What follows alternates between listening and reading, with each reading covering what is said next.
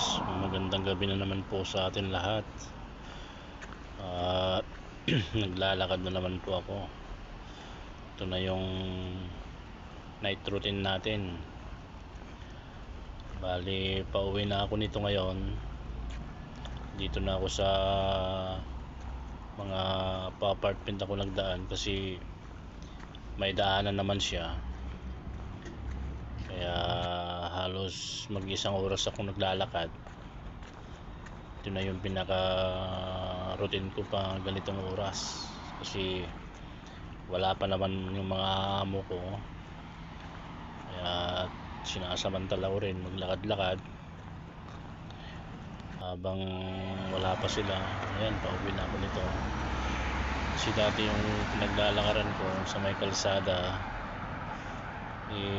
binungkal lahat yung mga ganyan na pinaglalakaran kasi gagawin natang may bayad na parking.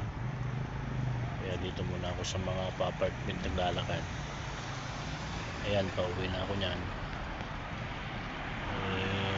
Masarap sa pakiramdam kapag nakakapaglakad ka.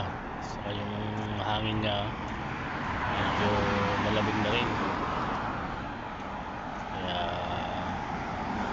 habang wala pa yung mga amo ay samantalahin natin. Kaya ito naka-exercise natin. Night routine natin araw-araw. Ayan, at malapit na ako sa amin. Ayan na po yung bakala, yung maliwanag dyan. Ayun, magandang buhay sa ating lahat muli. At hanggang sa muli po, maglalakad.